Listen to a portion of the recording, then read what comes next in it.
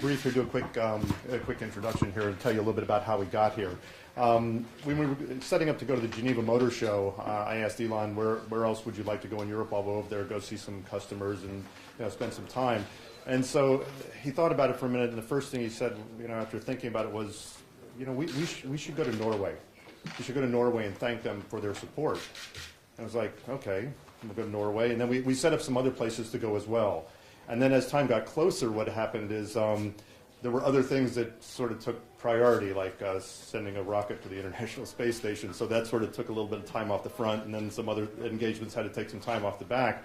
So it ended up that we could only go to actually one place other than Geneva. So I said, well, Elon, where would you like to go? And he thought about it for a minute, and he said, we should go to Norway. We should go to Norway. So this is the only place we're going. Of all the other countries, this is the only place we're going in Europe. And then So the next step was, what should we do while we're there? And we got to thinking about it. Well, there's such a great reception here of Model S and Tesla. Why is that, and what should we do? So what we did is we thought a little bit about it, and thought about Norway and what you like to do here. And you're very active. You do a lot of outdoor things. A lot of you have cabins that you go to, and you do those things in the winter. So what we thought we would do is we'd sort of create a setup for you to see how Model S sort of handles in those things. So what I'd like to do is I'd like to just turn it over a second here to Frederick to sort of tell you what he's done in the last 2 days. So thank you. A little bit of an explanation here. No, thank you, George. It's been a pleasure. I've been driving the Model S from Bergen to Oslo, and it's fun. It's really, really fun. We started off with around 470 kilometers on the charge, and then we had some filming. So I think we started from Bergen with 450 kilometers. And we drive normally and had fun, and it's quite a lot of climbing, and it was quite rough weather condition, a lot of snow and slush up in the mountain. And we had 100 kilometers left when we come to Geilo. And we charged there, so we had 350 kilometers went down here.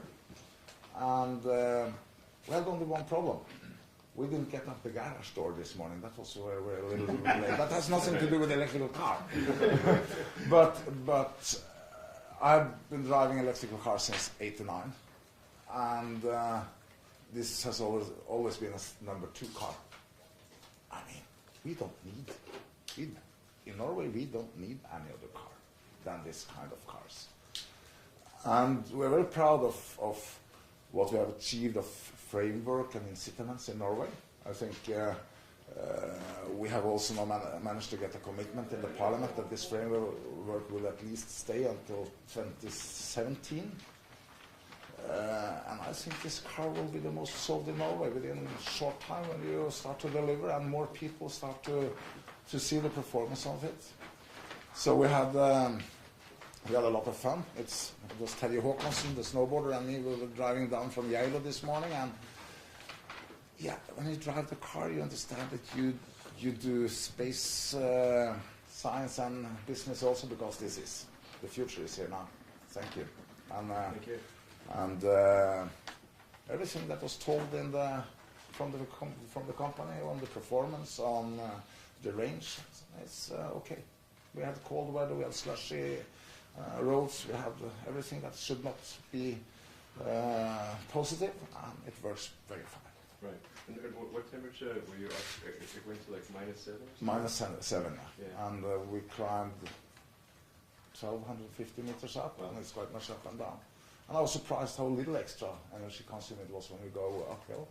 And when we go downhill, you have a long distance, and yeah, I still have my license. Excellent. So, but that's not the car's fault. Right. No, it's excellent. No need to pollute when you're driving anymore. Thank you. Thank you. So yeah, as George was saying, this is I'm only coming to two countries. One was Switzerland because of the European Auto Show, and then the other one was Norway. And it was really just to say thank you in person. That's really the reason I came here, because Norway has got the highest per capita orders for the Model S. And I think Norway actually is likely to be the world leader in electric cars per capita. I think that's pretty awesome, and to set a great example for the rest of the world. And you may have read that sometimes we get some criticism that maybe our car doesn't work in the cold, and this is not true. And I try telling people, hey, you know where our #1 per capita sales are? Norway. Norway is not a hot place. Okay. Summer is good, but winter gets pretty cold. So, in fact, even before the Model S, this is before the Tesla Roadster, our sports car. The person who has the most number of Tesla cars is a Norwegian, Jens Kvartholm. And the reason I met him was because when we opened the Milan store, he bought a lantern. So he flew his family from Norway to meet me at that store to give me a lantern. And I thought, he didn't have to do that. So I think that's indicative of the spirit of the people that I've met from Norway. And I know this people are going to say, okay, well, what about, is it just about tax incentives? It can't just be about tax incentives, because in the Netherlands and in Denmark, they also have no tax on electric cars. And yet, there's a huge difference in per capita purchases of our car. So it's much more than that. And so I just want to come say, thanks in person, and to also say that we're going to try to, we're a small company, so we don't have a lot of resources, we don't have like a lot of marketing money or anything like that. But but there are a few things we can do to reciprocate. One of them is we're going to make sure that the first Tesla superchargers outside of the United States are in Norway. So you're going to get the first of the Tesla supercharger technology outside the US will be here, even before it covers the US. So there'll be parts of the US that don't have it, and it's still going to be here. We're also going to deliver the first Model S's in Europe are going to come to Norway. So those are things that we can do to reciprocate as gesture of appreciation. If we can think of other things, we'll do those too. So that's mostly why I wanted to come and say thank you, and we're going to do whatever we can to reciprocate and respond in kind. So Timing? Oh yeah, timing. So when are these cars arriving? So we start production on the European spec Model S in June, and then first deliveries are expected in July.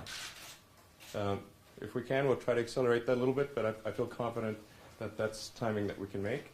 And we're going to allocate a disproportionate number of cars, like a lot of cars in our June production to the European spec and to Norway in particular. Like I said, we want to do everything we reasonably can to respond in kind.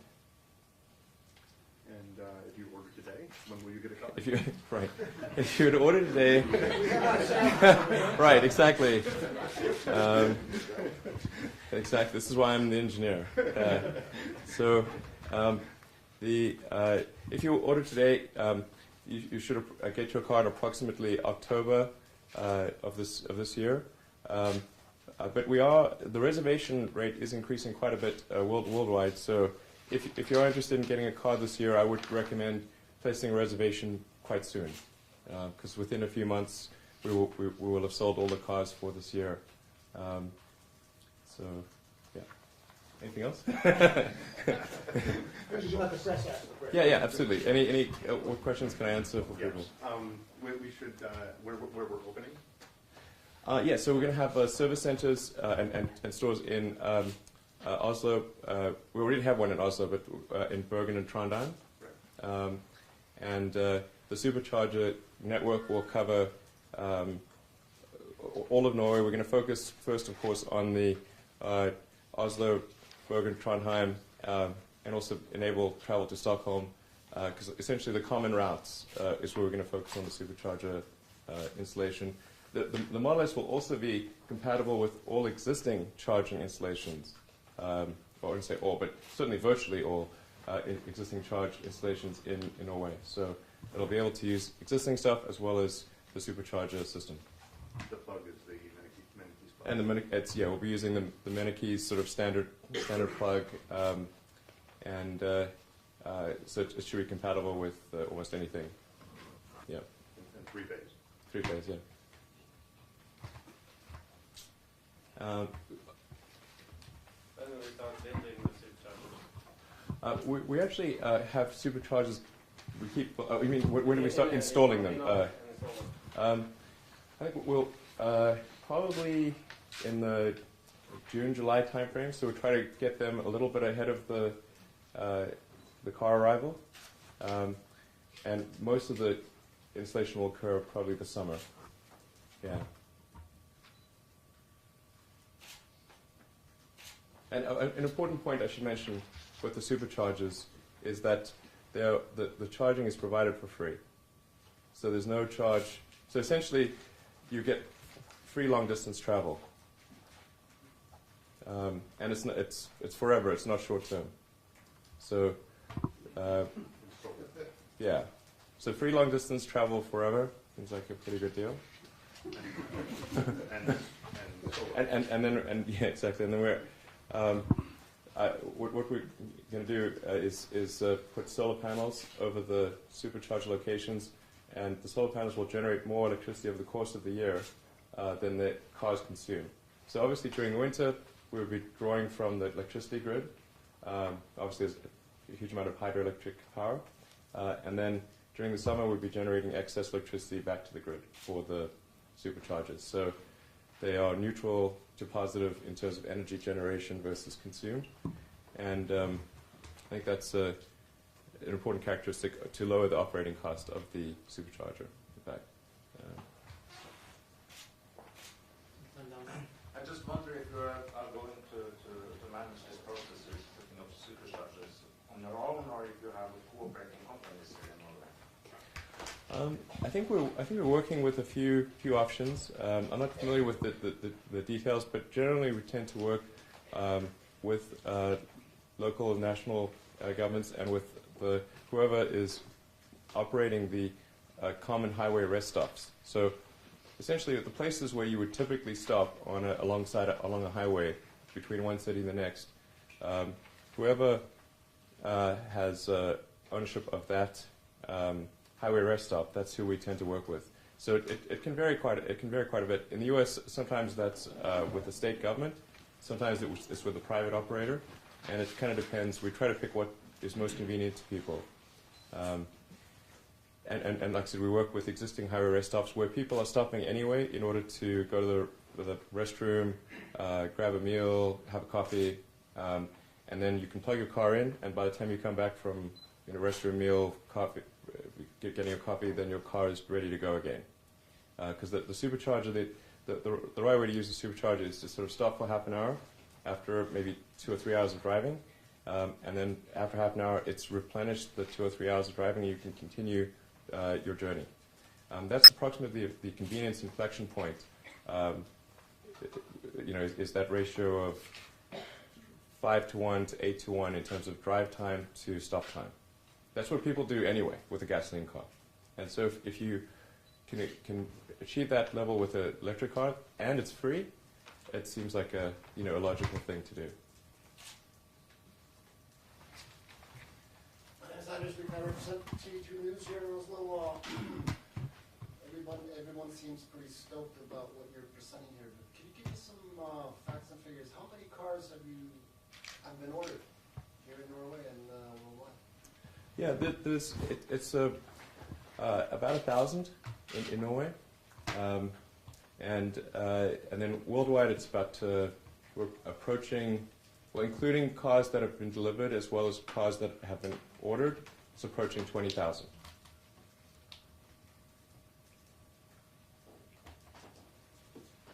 And you're absolutely serious about offering a lifetime free supply of power?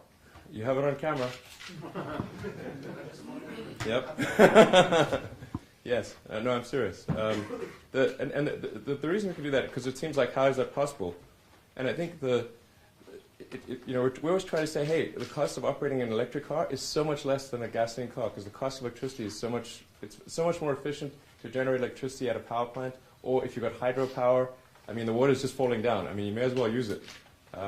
So the cost of electricity is is just, it's so much lower, and electric cars are so efficient that the cost relative to petroleum is maybe 1/10 of what the petroleum cost is. So,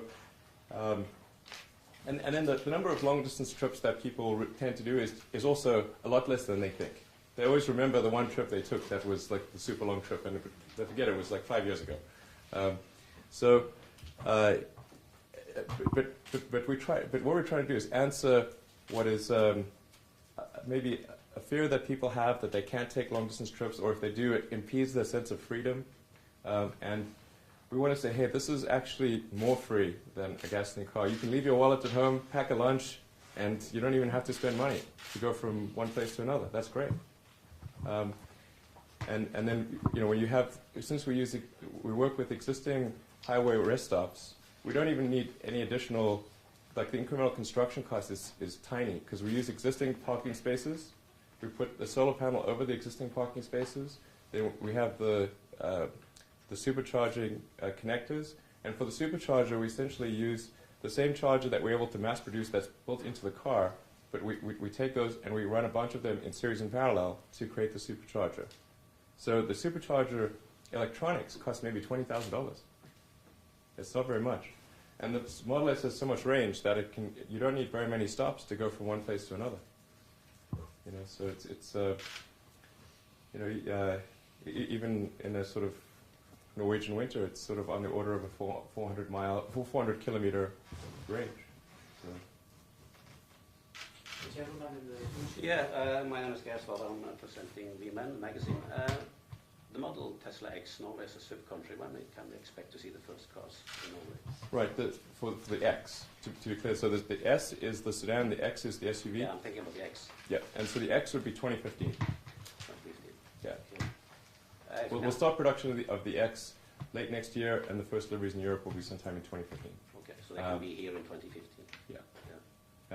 Now, I should say that the Model S, although it is a two-wheel drive, works quite well in snow and ice. In fact, we have videos on our website showing the car maneuvering on a surface that is entirely of ice and snow. So it can do slalom maneuvers. In fact, I don't know if we'll get this sense of humor, but I don't know if anybody's seen a movie called Spinal Tap, but the volume in the Model S goes to 11, and I have this sort of idea of doing I know this is going to probably get picked up horribly, but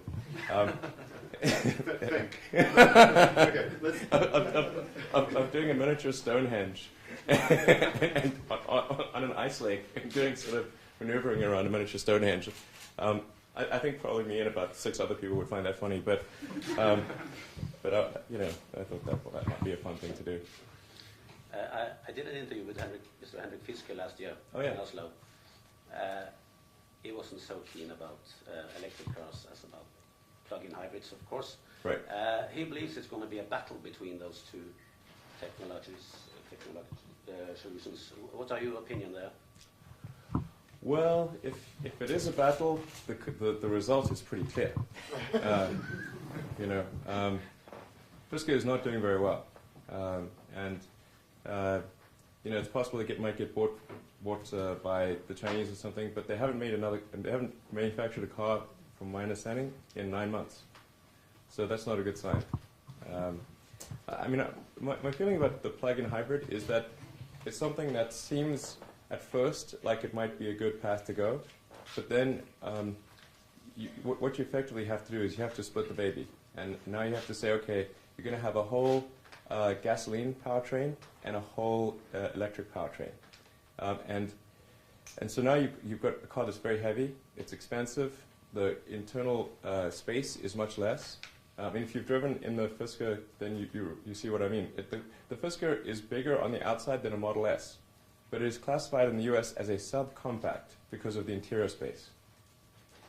That's not good. And then as soon as you use up the battery pack, you then are carrying around this dead mass. So if you have a battery pack, let's say it lasts for 60 or 70 kilometers or something, as soon as that's used up, now you're carrying a dead mass around. That's quite significant. And generally the gasoline powertrain is a little underpowered for the size of the car, and so you have something that feels quite anemic. It doesn't feel good. So I'd say that plug-in hybrids are sort of like an amphibian. Not great on the water, not great on land, bit of a mix. But most species are not amphibians. The gentleman in the left. Thank you. I have two questions. One is hopefully an easy yes or no question, and the second one might be slightly more difficult to answer. Firstly, the plugs. Yesterday in Geneva, you were quite adamant that this would work with the Mennekes type connector. Correct. And you're now saying it will be compatible with most sorts of electrical connectors out there. I'm just hedging my bets because I don't know if there's some obscure. Maybe it's like 99%, but there could be some obscure thing that's like 1% or something. Just one question here. Okay. Will it be compatible with the existing CHAdeMO fast charging network, or will it only be compatible with future fast charging standards such as the combo standard? Our intent is that it will be compatible with all significant standards that exist in Europe, Including CHAdeMO? Yes, and this. JB's, I sent an email to JB. Okay. JB said yes. And that was my understanding as well before asking JB. So JB is our Chief Technology Officer. The answer is yes. The official answer from Tesla is yes, the Model S will be able to charge from a CHAdeMO connector. Yes. Excellent. Now, you built a car that's quite extraordinary. Why, in your opinion, why haven't, for instance, German automakers such as BMW or Audi or other premium automakers made this car? What's stopping them from replicating what you're doing and essentially, if this works, just taking over a whole electric car business? Well, our goal at Tesla is to try to accelerate the transition to electric cars. So it is not to try to slow down other manufacturers from entering the electric car business, but in fact to accelerate their entry into the electric car business. The car business is very huge. There's like 80 to 90 million new cars manufactured every year, and the Model S production is only 20,000 units. So it's a very small number. And in order to accelerate the advent of electric cars, we actually work with Mercedes and Toyota to produce electric cars. So we actually supply Mercedes with electric powertrains and have for the smart car, electric smart, the electric A-Class, and coming up the electric B-Class, which will be the biggest electric car program in Daimler or Mercedes history. And in fact, bigger than, I think, all past electric programs put together. So we're trying to help move in that direction, and then for Toyota, we create the electric RAV4. We do the battery pack, motor, the whole powertrain for the electric RAV4, which Toyota is currently already selling in the US, and presumably will do the same in Europe and elsewhere. So, as for why there aren't electric sedans like the Model S, I think it's just a matter of time. I think now that we've shown that it's possible to create a compelling electric sedan, I think we'll see the big manufacturers start to change their plans and to create electric sedans as well. I hope that is the case. Yeah. Gentleman with the glasses. Yes, from NRK, it's TV media, we have the camera actually. I have a question that you said that it's going to be solar powered, the superchargers, the stations. I work out that one of your cars, if it's going to be charged, needs 560 square meters of solar cells in ideal conditions. How are 150 watts per square meters, roughly? Yeah, the thing is the cars aren't charging 100% of the time. So the usage of the superchargers is not 100% during the day. So if you have an average of 12 hours of daylight, the actual usage pattern is much smaller than that. And it tends to be concentrated on a Friday and a Sunday, like a Friday night and a Sunday night when people are doing weekend trips. So the key thing is to say not what is the instantaneous power output of the solar panel, but rather what is the cumulative energy production of the solar panel. And the size of the supercharging location is sized for the peak demand. But that peak demand, like I said, is really for a few hours on a Friday night and a few hours on a Sunday night. Are you going to store the energy at the station, or are you going to take it from the grid and give it to the grid so that the grid is the kind of storage medium? So we pump the energy back into the grid. Yeah. So the key is that on an annual basis, when you net it out, our commitment to the highway rest stop is that we will produce more energy than is consumed at that location over the course of a year. So obviously, in winter, if you're not getting much sun, then we're drawing energy from the grid. But during the summer, we're pumping energy back into the grid. And that actually tends to work out okay because in summer people tend to use air conditioners and there's more activity. So it tends to match the demand of the grid. The largest and the most expensive installation in the supercharger concept is the solar cells, isn't it? On an initial installation basis, it is the solar panels are in fact the biggest expense. Yeah, that's correct. It's roughly half the cost of the supercharger. Like our expectation is roughly $250,000 per solar installation. Oh, sorry, $250,000 per supercharger installation, and about half of that is the solar panels.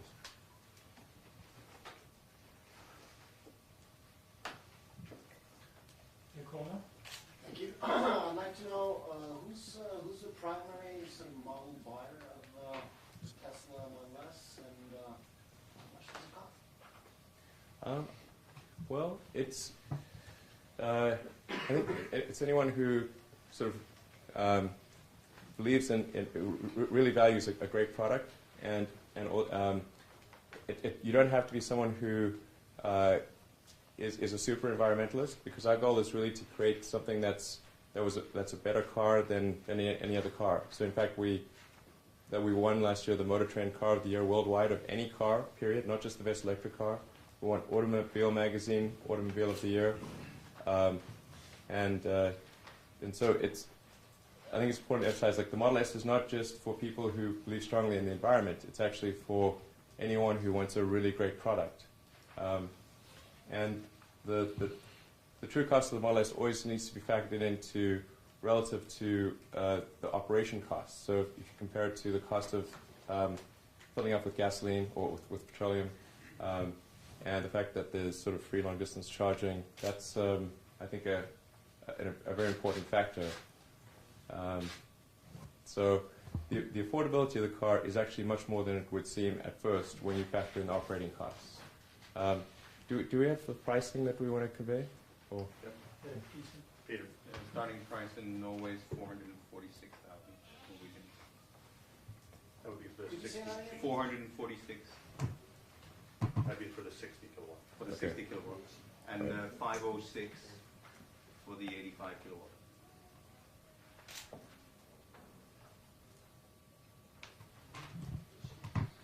More questions? Yes. You did have a data log on the Tesla S that the New York Times borrowed. Right. Will you also have that when Norwegian motor journalists tests? We have a policy of always logging our test drives, but we've never really had to do anything with the logs because people are always pretty accurate, or if they're off by small amounts, The thing that really bothered us about that particular test drive was that it was actually off by a lot, and it was not an accurate characterization of the drive. Whereas one could say, okay, it's an accident if there's one or two things that are inaccurate, or maybe some of the data points are positive, some of them are negative, because then it's just saying, okay, it's an accident, in terms of the representation. But if every data point is negative, it's not an accident.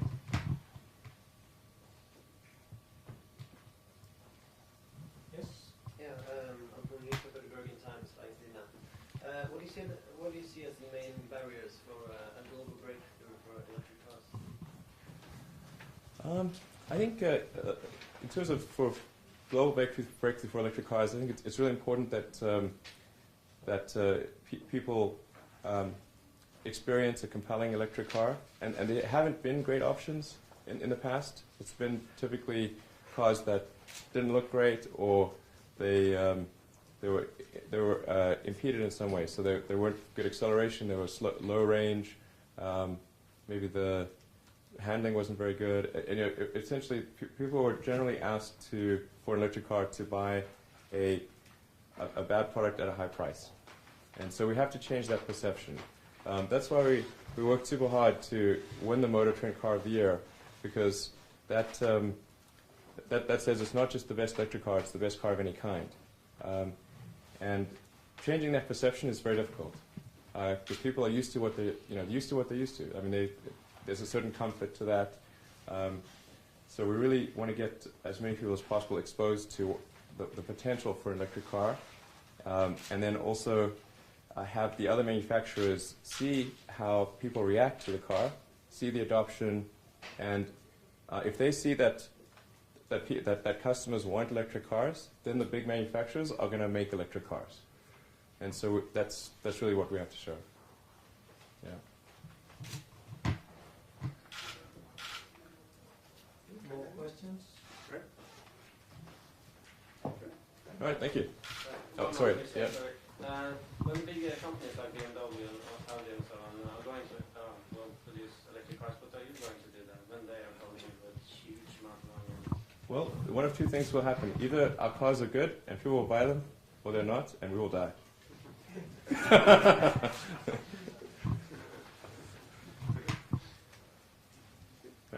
So go ahead. Yeah. You have all control of the retail, the sales, and the concept stores and technology frontiers. Is it correct to draw a parallel between Tesla and Apple?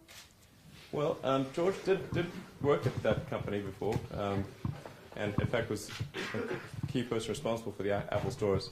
So there's a lot to learn from the way Apple did its retail concept.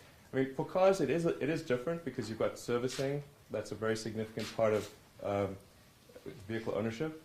And a car is also an asset that people have for a much longer time, and it's a much bigger investment. It's a much tougher decision that people have to make, because a car is the biggest single integrated item that somebody buys apart from a house usually. So we do have a lot more to sort of think about than selling consumer electronics. It's a more complicated problem, but I do think there's a lot that Apple did right in the retail experience. Most importantly, I think you want to create a store where people are drawn to the store. Like if you pass by, you want to feel like you're magnetically, like you have a desire to go to the store. And when you leave the store, the most important thing that we tell people in the Tesla stores, the most important job is make sure that somebody looks forward to coming back to the store again. Then you've done a good job. So, and I don't know what it's like in Norway, but in the U.S. that's not usually the experience when you buy a car.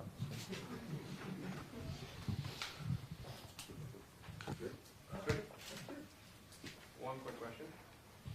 1,000 reservations in Norway. Start of delivery in July. If you're supposed to deliver everything in Norway by the end of the year, that means roughly you have to hand out at least one car, slightly more than that, per working hour throughout the rest of the year. Will you be able to do that with the current setup of the logistics in Norway for the Tesla Model S? Yeah, I'm confident that we'll be able to deliver all of the cars that Norwegians have ordered this year. In fact, like I said, I think probably if people order fairly soon, then we could still accommodate them this year. We'll do our best to accommodate as many people as possible. But right now we are, in the U.S., delivering over 400 cars a week. U.S. and Canada, I should say. So we actually have a lot of customers in Canada as well. And we expect to deliver at least a few hundred a week in Europe. So, yeah. And we're going to focus our energies, rather than sort of spreading out all across Europe, we're going to focus our energies on the countries that have the highest per capita adoption, where the concentration is greatest. And so that's actually Norway being number one. Switzerland's actually number two. and then I think number 3 might be the Netherlands. Yeah. So it's not the Germany or UK. It's focused on sort of the smaller countries where we can make as a small company, we can make a bigger difference. Yes. Did you ever consider to call the car Musk? I've never named any company or product after myself. It's no plans to start. But I've heard about Terraplane and Trucker. Is it a bad omen to start a new company with a T? I hope not. But the Tesla is named after Nikola Tesla. So, he was a great scientist and engineer. So, at Tesla, we're trying to sort of celebrate, great engineering and science and that kind of thing. And that's why we named it after Nikola Tesla. So, hopefully T is not a bad omen. Yeah. Good. If there's no more questions, we have the cars parked outside. We have Tesla staff, and you are more than welcome to go and have a look. And no test drives today, but you can book test drives at a later point. Good. Thank you. All right. Thanks.